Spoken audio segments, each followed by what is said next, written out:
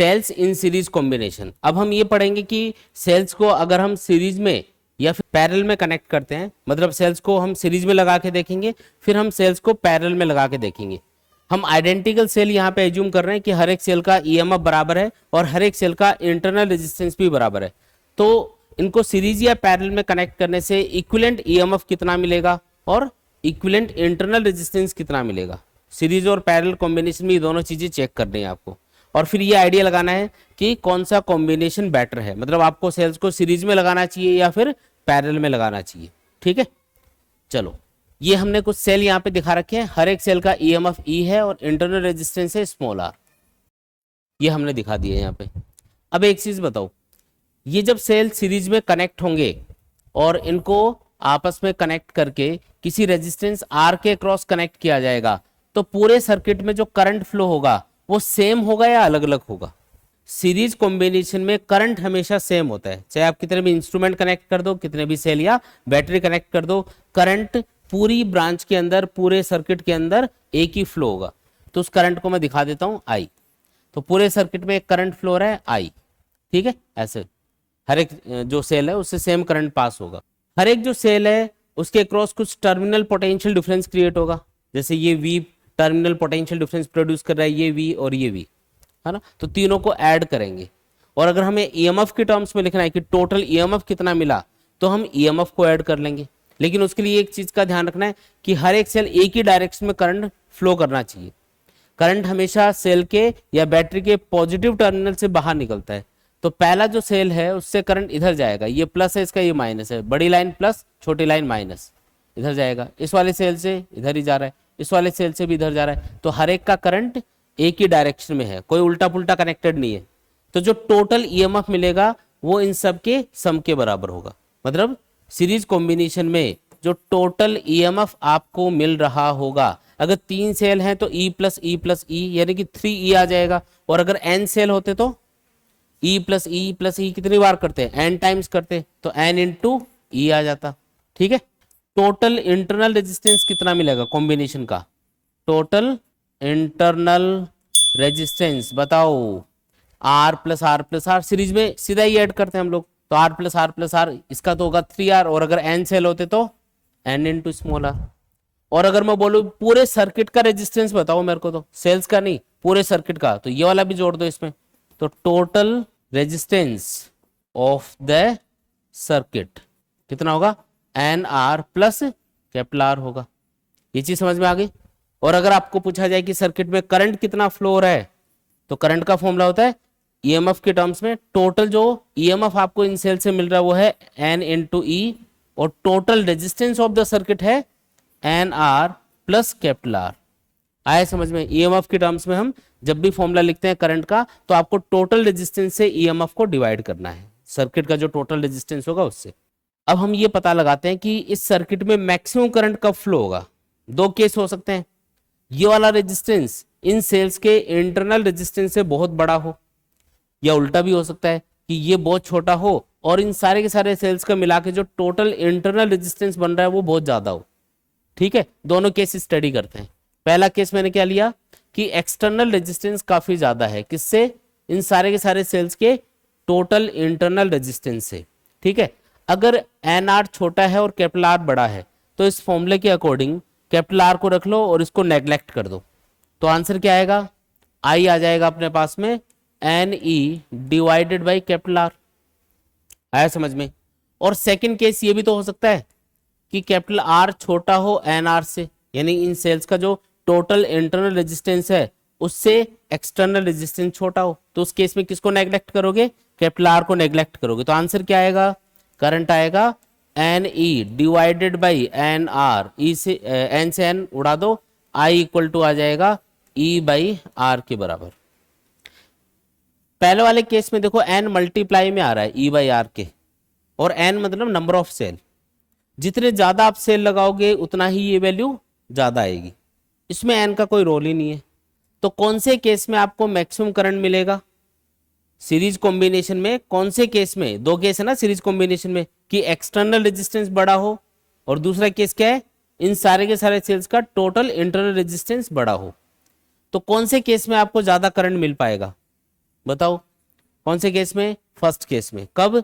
जब external resistance ज्यादा हो सेल्स के टोटल इंटरनल रेजिस्टेंस से। तो याद रखना है कि जब भी सेल्स को सीरीज में कनेक्ट करोगे तो मैक्सिमम करंट खींचने के लिए, उस कॉम्बिनेशन से मैक्सिमम करंट ड्रॉ करने के लिए आपको क्या करना पड़ेगा?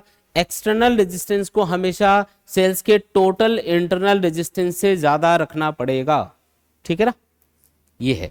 तो तब हम ज्यादा करंट उससे खींच पाएंगे सीरीज कॉम्बिनेशन से। तो सीरीज कॉम्बिनेशन में समझ में आया क्या? मैक्सिमम करंट ड्रॉ करने के लिए इस कॉम्बिनेशन से आपको एक्सटर्नल रेजिस्टेंस को क्या रखना चाहिए? ज्यादा रखना चाहिए। किसकी कंपैरिजन में? इन सेल्स के टोटल इंटरनल रेजिस्टेंस की कंपैरिजन में। क्लियर है बात एकदम? अब इसमें एक चीज याद रखनी है, देखो इस कॉम्बिनेशन में, सीरीज कॉम्बिनेशन में एक चीज का ध्यान रखना बस, कि अगर कोई भी सेल उल्टा कनेक्टेड है तो उसका ईएमएफ माइनस करना है। अभी तो मैंने क्या यहाँ पे हर एक सेल एक ही डायरेक्शन में करंट फ्लो कर रहा था तो सबका ईएमएफ ऐड कर लिया, तो टोटल कितना मिला?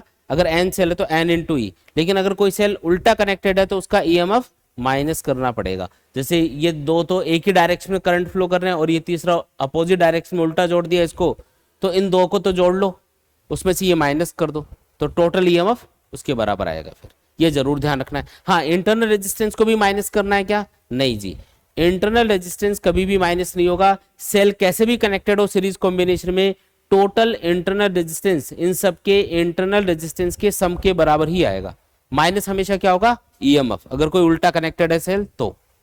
और अगर सारे के सारे सेल एक ही डायरेक्शन में करंट फ्लो कर रहे हैं तो सबका ईएमएफ आपको ऐड ही करना है। ठीक है, अब हम ये देखते हैं कि अगर हम सेल्स को पैरेलल में कनेक्ट करेंगे तो हमें इक्विवेलेंट ईएमएफ कितना मिलेगा, इक्विवेलेंट इंटरनल रेजिस्टेंस कितना मिलेगा, और सर्किट में करंट कितना फ्लो होगा, और वो मैक्सिमम कब होगा, है ना, ये हमको चेक करना है इसमें। तो यहाँ पे हमने कुछ सेल दिखा रखे हैं, सब आइडेंटिकल सेल है, हर एक सेल का ईएमएफ है ई और इंटरनल रेजिस्टेंस है स्मॉल आर। हर एक सेल एक जैसा ही है, हर एक सेल का ईएमएफ ई है और इंटरनल रेजिस्टेंस कितना है? स्मॉल आर के बराबर है। मान लो कि ए और बी पॉइंट के बीच में इन सेल्स को हमने कनेक्ट किया हुआ है और उसके बाद में एक रेजिस्टेंस है कैपिटल आर जो कि एक्सटर्नल रेजिस्टेंस बोला जाता है, इसके अक्रॉस इस कॉम्बिनेशन को कनेक्ट कर दिया। यहाँ पे 3 सेल दिखा रखे हैं, ऐसे और भी सेल हो सकते हैं। मान लो आगे जाके ये और भी ब्रांचेस कनेक्टेड है पैरेलल में, तो ये एन सेल कनेक्टेड है। सबसे पहले ये बताओ कि यहाँ पे हर एक सेल का ईएमएफ अगर बराबर है और सबके सब पैरेलल में कनेक्टेड है तो हर एक सेल से जो करंट बाहर निकलेगा वो सेम होगा या अलग अलग होगा? हर एक सेल का इंटरनल रेजिस्टेंस सेम है, हर एक सेल का ईएमएफ भी सेम है, तो हर एक सेल जो करंट प्रोड्यूस कर रहा होगा वो भी तो सेम होना चाहिए। इधर से जो करंट आएगा, इधर से जो करंट आएगा और इधर से जो करंट आएगा वो इक्वली होगा। और उन सब का टोटल, मतलब इन सारे करंट्स को जब आप ऐड करोगे, क्योंकि हर एक सेल एक ही डायरेक्शन में करंट फ्लो कर रहा है, ये भी इधर कर रहा है, ये भी इधर, तो उन सब का टोटल कर लेंगे तो टोटल करंट बना आई, और वो आई करंट सर्किट में फ्लो हो रहा होगा। यानी कि यहाँ पे इस वाले सेल से जो करंट जा रहा होगा वो I/3 होगा, ये I/3 होगा और ये I/3 होगा, क्योंकि 3 सेल है ना, तो तीनों से बराबर करंट जा रहा है और तीनों को ऐड करने से टोटल करंट कितना बन रहा है? I बन रहा है। तो अगर ये अलग अलग ईएमएफ के सेल होते तो इनमें करंट अलग अलग होता, वो ध्यान रखना है। यहाँ तो मैंने एक स्टैंडर्ड केस लिया है कि हर एक सेल बराबर ईएमएफ का है, इसलिए हर एक ब्रांच में करंट इक्वली फ्लो हो रहा होगा और सबका टोटल यहाँ पे I एज्यूम कर रखा है हमने। ठीक है, अच्छा एक चीज और बताओ, पैरेलल कॉम्बिनेशन में जब भी हम इंस्ट्रूमेंट्स को कनेक्ट करते हैं, चाहे वो सेल हो, चाहे वो रेजिस्टेंस हो, चाहे वो कैपेसिटर्स हो या कोई भी चीज हो, तो उनके अक्रॉस क्या चीज सेम रहती है? Potential difference. हर एक सेल यहाँ पे ए और बी के बीच में कनेक्टेड है, यानी कि हर एक सेल के अक्रॉस जो टर्मिनल पोटेंशियल डिफरेंस है वो सेम रहेगा, क्योंकि यहाँ पे हर एक सेल आइडेंटिकल है तो हर एक सेल का ईएमएफ भी यहाँ पे बराबर है, तो ए और बी पॉइंट के बीच में टर्मिनल पोटेंशियल डिफरेंस भी बराबर होगा और ईएमएफ भी बराबर होगा। क्यों? क्योंकि हर एक सेल बराबर ईएमएफ का है, और जो इक्विवेलेंट ईएमएफ आएगा वो किसी एक सेल के ईएमएफ के बराबर होगा। जैसे आपने 10-10 वोल्ट के आपने सेल लगा दिए सीरीज पैरेलल में, तो 10-10 वोल्ट के जितने भी सेल आपने पैरेलल में लगा रखे होंगे, इनका जब इक्विवेलेंट फाइंड करोगे तो वो भी 10 के बराबर आएगा। इसका रीजन, क्योंकि सब पैरेलल में कनेक्टेड है। पैरेलल कॉम्बिनेशन में कभी भी वोल्टेज ऐड नहीं होगा। जैसे आप सीरीज में तो क्या करते हो, E1 plus E2 plus E3 ऐसे कर देते हो सेल्स के लिए टोटल वोल्टेज या टोटल ईएमएफ फाइंड करने के लिए। पैरेलल में ऐसा नहीं करना है। पैरेलल कॉम्बिनेशन में जो इक्विवेलेंट ईएमएफ है, अगर सारे के सारे सेल एक ही जैसे हैं तो किसी एक सेल का जो ईएमएफ होगा उसी के बराबर इक्विवेलेंट ईएमएफ आएगा। अगर 10-10 वोल्ट के सेल लगा रखे हैं, चाहे वो 3 हो, चाहे 50 हो, चाहे 100 हो, इक्विवेलेंट ईएमएफ एक सेल के ईएमएफ के बराबर ही मिलेगा। कितना मिलेगा? ई के बराबर मिलेगा यहाँ पे। ठीक है, तो मैं यहाँ लिख देता हूँ ई इक्विवेलेंट कितना आएगा, बोलो, ई के बराबर। तो पैरेलल कॉम्बिनेशन में हमें जब भी सेल को कनेक्ट करेंगे तो हमें ईएमएफ में कोई बेनिफिट नहीं हो रहा है। यहाँ पे टोटल ईएमएफ किसी एक सेल के ईएमएफ के बराबर होगा। ठीक है, इक्विवेलेंट इंटरनल रेजिस्टेंस कितना होगा? तो ये जितने भी सेल कनेक्टेड है सब पैरेलल में है, और सबका जो इंटरनल रेजिस्टेंस है ये भी आपस में पैरेलल में कनेक्टेड है। और पैरेलल में जब भी आप रेजिस्टेंसेस को कनेक्ट करते हो तो इक्विवेलेंट रेजिस्टेंस का फॉर्मूला क्या होता है? 1/Rp equals to 1/R1 plus 1/R2 plus 1/R3 ऐसे करते हैं। यहाँ पे हर एक सेल का इंटरनल रेजिस्टेंस है स्मॉल r, तो हम क्या लिखेंगे? जैसे 3 सेल है तो हम 3 के लिए लिखेंगे 1/R plus 1/R plus 1/R, और ऐसे अगर n सेल होंगे तो ये n टाइम्स आपको करना है। ठीक है, तो बताओ 1/Rp किसके बराबर आएगा? यहाँ पे 1/Rp यहाँ पे आएगा n/r, और लास्ट में क्या करना है? Rp कैलकुलेट करने के लिए इसका उल्टा करना है, यानी कि r/n अपना आंसर होगा।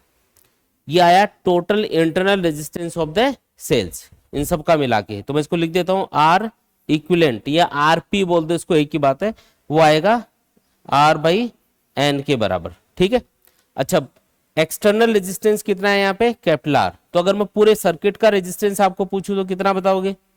यानी कि R इक्विवेलेंट कितना होगा? R इक्विवेलेंट का मतलब है पूरे सर्किट का इक्विवेलेंट रेजिस्टेंस कितना आएगा, बोलो? तो इन सब का मिला के आया R/n, और इसमें कैपिटल R और ऐड कर दो ये, तो ये आ गया अपने पास में total resistance of the circuit. और अगर टोटल रेजिस्टेंस अपने पास आ गया, टोटल ईएमएफ भी हमको पता चल गया, तो हम इजीली करंट भी बता सकते हैं कि सर्किट में ये जो करंट फ्लो हो रहा होगा ये कितना होगा? ये बराबर होगा टोटल ईएमएफ जो कि ई के बराबर है divided by total resistance of the circuit जो कि R/n प्लस कैपिटल R के बराबर है। आया समझ में? अब इसमें दो केस हो सकते हैं। पहला केस इसमें ये हो सकता है कि जो इंटरनल रेजिस्टेंस है सेल्स का R/n वो बहुत छोटा है, किसकी कंपैरिजन में? एक्सटर्नल रेजिस्टेंस R की कंपैरिजन में।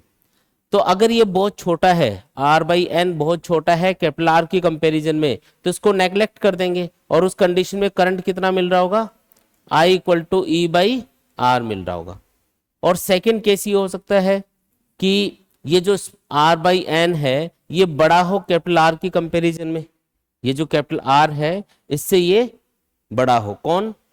R/n, मतलब इन सारे के सारे सेल्स का इंटरनल रेजिस्टेंस ज्यादा है, तो उस बार किसको नेग्लेक्ट करोगे?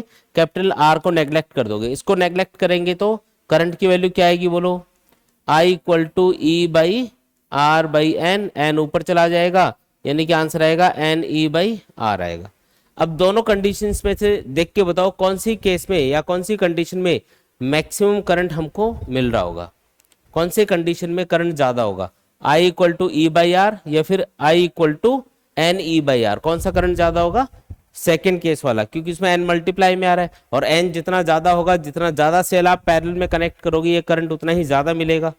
यानी कि पैरेलल कॉम्बिनेशन में जब भी आप सेल्स को कनेक्ट करोगे तो मैक्सिमम करंट ऑब्टेन करने के लिए हमें सेल्स के इंटरनल रेजिस्टेंस को ज्यादा रखना पड़ेगा एक्सटर्नल रेजिस्टेंस की कंपैरिजन में, या ऐसे बोल दो कि मैक्सिमम करंट ऑब्टेन करने के लिए सेल्स के पैरेलल कॉम्बिनेशन में आपको एक्सटर्नल रेजिस्टेंस को बहुत छोटा रखना पड़ेगा। किसकी कंपैरिजन में? इन सेल्स के टोटल इंटरनल रेजिस्टेंस की कंपैरिजन में। आया समझ में? दोनों केस समझ में आ गए। अब जो सीरीज कॉम्बिनेशन ऑफ सेल है और जो पैरेलल कॉम्बिनेशन ऑफ सेल है उनको आपस में कंपेयर करते हैं। देखो सीरीज कॉम्बिनेशन में हमें इक्विवेलेंट ईएमएफ कितना मिला था? E1 plus E2 plus E3, मतलब हर एक सेल के ईएमएफ को हमने ऐड किया था। ठीक है, जितने भी अगर मान लो 10 सेल कनेक्टेड है ईएमएफ के, तो E प्लस E आपको 10 टाइम्स करना हो, टोटल ईएमएफ कितना आएगा? 10 इंटू E के बराबर आएगा। और अगर आप पैरेलल में सेल्स को कनेक्ट करते हो, 10 सेल्स को पैरेलल में कनेक्ट कर देते हो, तो टोटल ईएमएफ कितना मिलेगा? एक सेल की ईएमएफ यानी E के बराबर ही मिलेगा। तो क्या हमें ईएमएफ का बेनिफिट हो रहा है यहाँ पे? नहीं। सीरीज कॉम्बिनेशन में हमें ज्यादा ईएमएफ मिलता है 10E, और पैरेलल कॉम्बिनेशन में हमें कम ईएमएफ मिलता है। सीरीज कॉम्बिनेशन में तो ईएमएफ ऐड होता जाता है ना, तो 10 सेल का ईएमएफ कितना हुआ? टोटल मिला के 10E के बराबर हुआ। पैरेलल कॉम्बिनेशन में क्या होगा? आप कितने भी सेल पैरेलल में लगा दो, 10 20 50 कितने भी लगाओ, टोटल ईएमएफ एक सेल के ईएमएफ के बराबर ही मिलेगा। तो इसमें ईएमएफ का बेनिफिट नहीं हो रहा। सीरीज कॉम्बिनेशन में अगर सारे के सारे सेल एक ही डायरेक्शन में करंट फ्लो कर रहे हैं तो सबका करंट ऐड हो जाता है, तो करंट तो वहां पे भी ऐड होगा और यहाँ पे भी आप देख रहे हो कि हर एक सेल एक ही डायरेक्शन में करंट फ्लो कर रहा है तो करंट यहाँ पे भी ऐड होगा। तो करंट का बेनिफिट तो दोनों जगह ही है, दोनों जगह करंट तो आपको ऐड होके ही मिल रहा है, लेकिन जो ईएमएफ है वो आपको सीरीज कॉम्बिनेशन में ज्यादा मिल रहा है क्योंकि वो ऐड हो जाता है। यहाँ पे पैरेलल कॉम्बिनेशन में ईएमएफ का बेनिफिट नहीं है अपन को, इसलिए सीरीज और पैरेलल कॉम्बिनेशन में से कौन सा बेटर हुआ? सीरीज कॉम्बिनेशन, क्योंकि इसमें टोटल ईएमएफ भी आपको ज्यादा मिलेगा और टोटल करंट भी ऐड होके आपको मिलेगा, तो वो भी ज्यादा मिलेगा। तो बेस्ट जो कॉम्बिनेशन है सेल्स का वो कौन सा हुआ? सीरीज कॉम्बिनेशन हुआ। ये चीज याद रखनी है, ठीक है। इसमें एक मिक्स्ड वाला केस भी होता है कि कुछ सेल्स को आप सीरीज में लगा दो और कुछ सेल्स को आप पैरेलल में लगा दो, और उस कंडीशन में आपको चेक करना होता है कि ज्यादा करंट कब मिलेगा। अब सीरीज कॉम्बिनेशन में तो ज्यादा करंट तब मिलता है जब एक्सटर्नल रेजिस्टेंस ज्यादा हो, और पैरेलल कॉम्बिनेशन में आपको मैक्सिमम करंट तब मिलता है जब इंटरनल रेजिस्टेंस ज्यादा हो। तो अगर दोनों ही केस हो, मतलब कुछ सेल्स को सीरीज में लगा दिया सर्किट में और कुछ सेल्स को पैरेलल में लगा दिया, सीरीज कॉम्बिनेशन में किसको ज्यादा रखना होता है? एक्सटर्नल रेजिस्टेंस को, पैरेलल में इंटरनल को। तो दोनों का अगर मिक्स कॉम्बिनेशन हो तो उस कंडीशन में दोनों को बराबर रखना पड़ेगा, किसी को भी ज्यादा किसी को भी कम नहीं रख सकते। मैक्सिमम करंट आपको तब मिलेगा मिक्स कॉम्बिनेशन में जब एक्सटर्नल रेजिस्टेंस और टोटल इंटरनल रेजिस्टेंस आपस में बराबर होंगे, ठीक है। ये दो मेन है, सीरीज और पैरेलल वाले मेन है, मिक्स में तो सीधा आप बता सकते।